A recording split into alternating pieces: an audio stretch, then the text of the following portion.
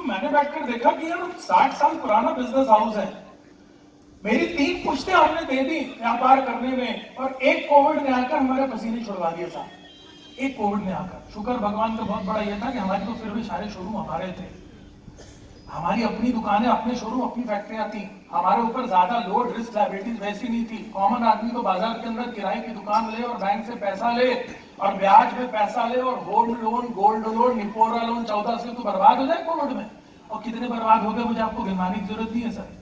और तुम ये मत बोलना, यहाँ पे बहुत सारे लोग बड़े समझदार बोलते हैं अभी सर आप ऐसे वैल्यूएट थोड़ी ना कर सकते हैं। एक बार कोविड लाइफ के अंदर आ गया, ये तो महामारी थी, ऐसा थोड़ी ना बार बार आएगा। एक बात तुम अच्छे से समझ लो, ये ऐसा कुछ भी नहीं है, ये this is called a virus war, ठीक है ना। वायरस वार चालू हो चुकी है, अब बम हम नहीं फेंके जाते हैं, वायरस से खुद नहीं मालूम कि हम यहाँ बैठकर बात कर रहे हैं दुनिया का कौन सा देश अभी कौन सा नया वायरस पैदा कर रहा होगा।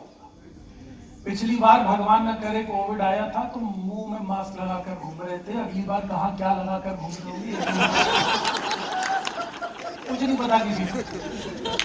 तो भगवान करे जिंदगी में ऐसा कुछ ना हो, लेकिन अगर आया तो जब आप एक बार जिंदगी में बुरे दिन देख लो तो आपको अगली बार किसी भी लड़ाई की तैयारी करने की क्षमता रखनी चाहिए।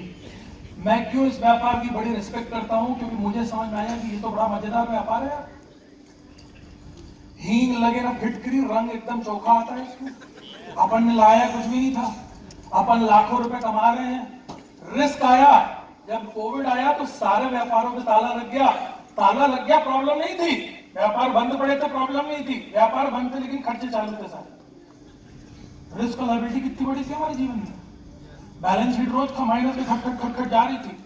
आपने 50 साल बनाया और साल 2 साल में आप निपट गए। अगर 2-3 साल कोविड चल जाता तो निपट जाते भारत के कितने सारे बिजनेस, बर्बाद हो जाते लोग। मुझे एक चीज समझ में आई सर, ये व्यापार कोविड प्रूफ व्यापार रहा है, कोविड प्रूफ व्यापार।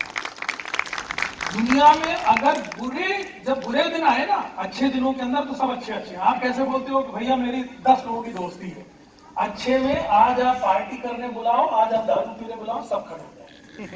मानते हो? दोस्त को कैसे आप चुनते हो? जब बुरे दिन आते हैं ना, कठिन दौर था ना, जब मेरे पास खिलाने के लिए आलू अंडे के पैसे नहीं है, जब दिखाने के लिए पार्टी करने के पैसे नहीं है, उस वक्त जो मेरे साथ खड़ा है ना असली दोस्त, वो फिर वो मुझे जिंदगी भर आगे दिखाऊंगा तो उसके साथ यही बोलते हो ना सर। ये समझना पड़ेगा कि जिस व्यापार ने बुरे दिनों के अंदर भी खड़ा रहा है ना मजबूती से, जो व्यापार आपकी जिंदगी का बहुत बड़ा आधार बन सकता है।